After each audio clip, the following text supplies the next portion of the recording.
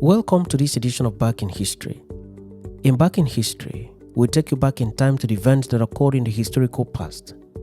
In this edition, we bring to you the full text of the resignation speech of Ernest Shonekan, Nigeria's first and only interim president, who was in office for only 82 days. Following the annulment of the June 12, 1993 election by the regime of General Ibrahim Babangida, Nigeria was never the same again. The election was largely considered to be free and fair, with MK Abiola coasting home to victory, having maintained a clear lead in a good number of states. While Nigerians were waiting for the official declaration of the winner of the said election by the electoral body, the election was annulled by the military and Abiola could not clinch the seat of power. This action was greeted with wide protest across Nigeria and at Nigeria's embassies abroad. The annulment was roundly condemned, and the heat on Babangida's military administration soon became unbearable. Babangida began to lose grip of his government and decided to exit from office. He then announced to Nigerians that he was, in his words, stepping aside from office. He made good his promise and stepped aside, thus ending his 8-year rule as the military president of Nigeria. But he needed to hand over the affairs of the country to someone so as not to leave the country without direction. Babangida then decided to constitute an interim government that was to be headed by a civilian, with mainly civilian ministers, to work with the interim president to steer the affairs of the country for the time being. He signed these into a decree and appointed Ernest Shonekan as the interim president of Nigeria. This was the first of its kind in the entire stretch of the history of Nigeria. Shonekan accepted the appointment and began to steer the ship of governance in Nigeria.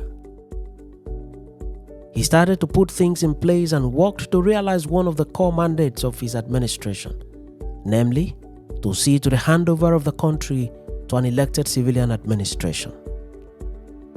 Shonekan worked every day and also worked really hard to achieve the mandate of his government.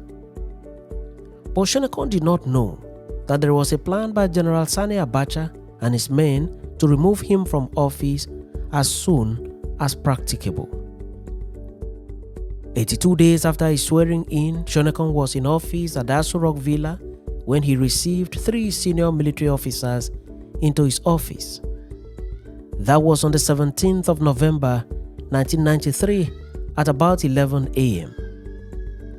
The 3 senior military officers were General Sani Abacha, General Aladipo Diya, and General Aliyu Gusau. Their mission was simple: to compel Shonekan to step down with immediate effect and relinquish his office to the military. These 3 men had gone to the villa with truckloads of soldiers who were loyal to them and who had been clearly instructed on what to do in the event of any resistance. Shonekan analyzed the situation and had no option than to go with the demand of the military and save his life. It was a coup, and the coup plotters were determined to take over from him at all costs. But something really strange happened in this coup. Shonekan was given a rare opportunity to make a resignation speech.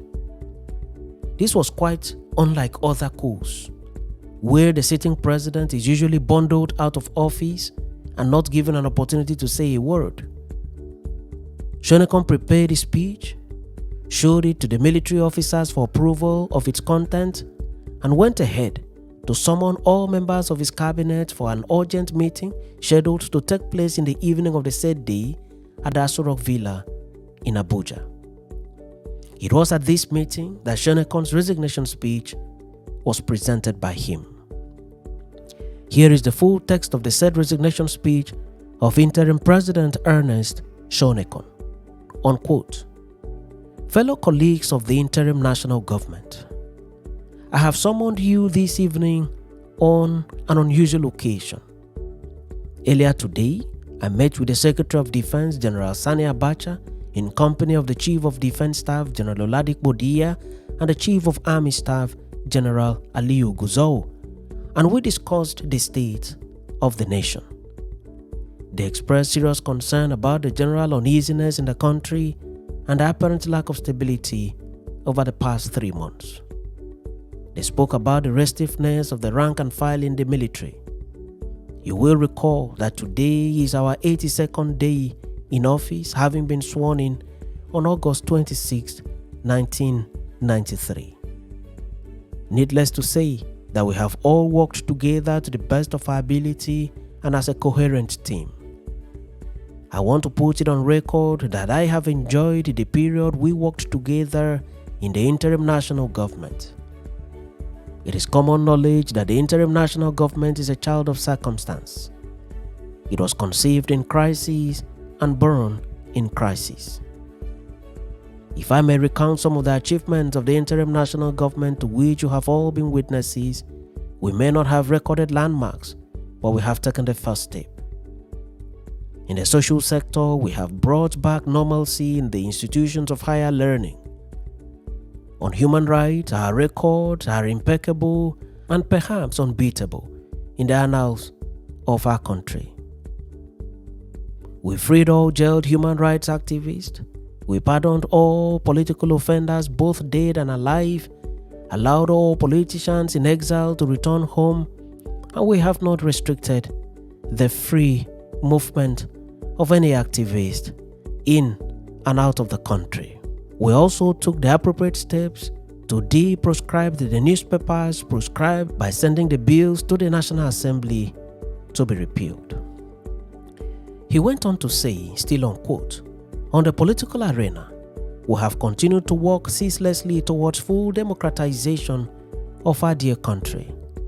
We have extended our right hand of fellowship to the legislature and have put in place the machinery for local and presidential elections next February. On the economic scene, we were able to put in place an economic action agenda for the nation in conjunction with the private sector operators. Let me assure you that our seemingly tough policies have received commendation from far and beyond. Ordinarily, I would have wished that the interim national government would be saddled only with economic problems. This derives from my belief that our country faces more economic challenges than anything else. Although we have not been able to implement some of our policies, nonetheless, we have started out in the right direction by curbing frivolous expenditure and working closely with the private sector of the economy.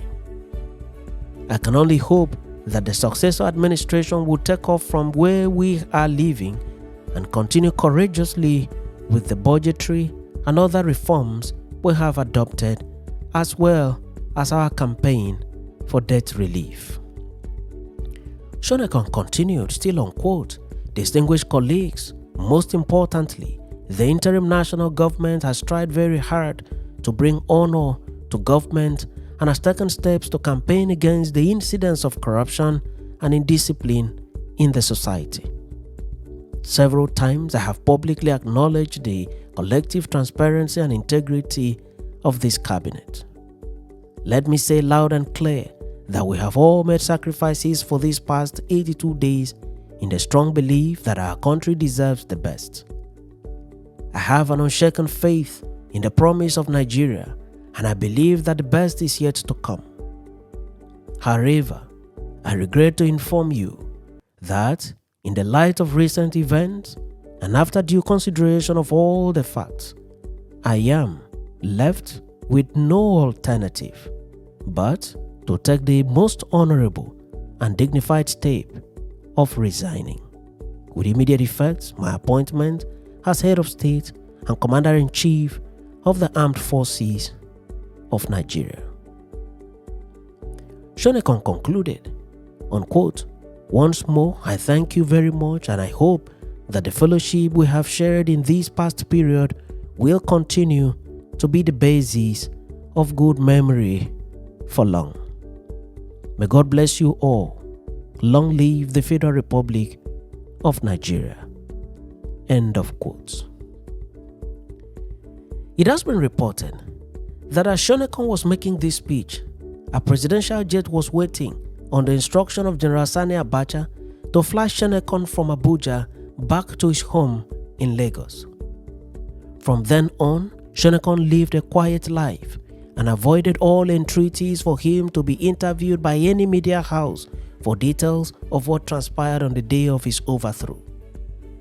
He maintained dignified silence throughout Abacha's regime. Abacha later died, and Nigeria eventually returned to civilian rule. The civilian administrations gave due recognition to Shonekan as a former head of state and gave him all the privileges and perquisites applicable to other heads of state, including the rights to attend the Council of State meeting, where all past presidents of Nigeria are members. Shonekan lived on for many more years until January 2022, when he died in Lekki, Lagos State, Nigeria. Shonekan was an alumnus of the University of London and the Harvard Business School. Thanks for watching this episode of Back in History, and do remember to subscribe to the channel for regular notifications on every new video.